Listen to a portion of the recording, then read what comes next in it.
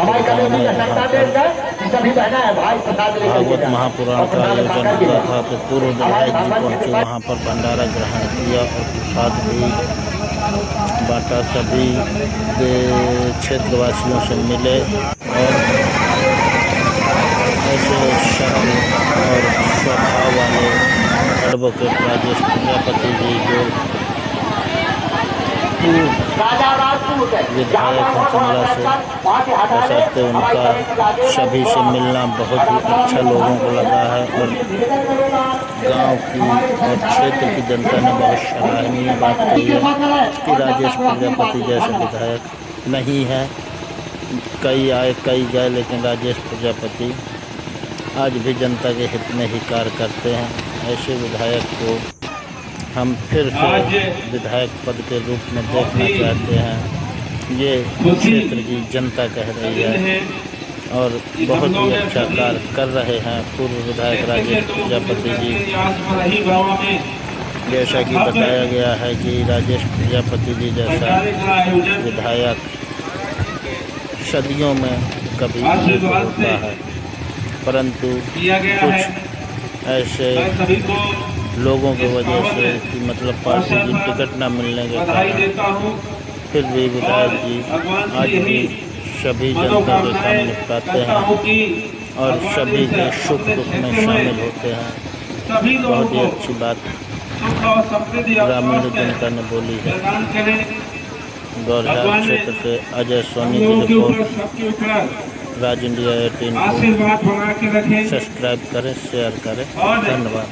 हम लोग जितना बनेगा हम जनता के बीच में और जनता के लिए हमेशा सुख दुख में खड़े रहेंगे। और ये भगवान की कृपा है कि हमारे क्षेत्र में जब हम लोग आते थे पूरा पूर्वा तो आने की रास्ता नहीं थी, तो हम लोग उस समय मेरे समय में यह रोड भी चालू हो गया था बनना और बन करके तैयार हो गया। यह रही बाबा की कृपा है, क्योंकि उनकी कृपा इसलिए है क्योंकि मुझे बनाया, मेरे पिताजी को बनाया, विधायक बना करके भेजा और हम लोगों ने अपने क्षेत्र की जनता की नहीं, क्षेत्र के अपने परिवार की सेवा की। हमारा क्षेत्र हमारा परिवार है।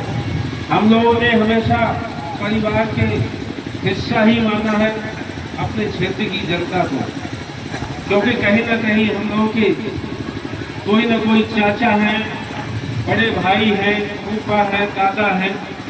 हम लोगों ने हमेशा परिवार का हिस्सा माना है और हिस्सा मान करके ही हम लोग हमेशा सेवा में लगे रहे हैं।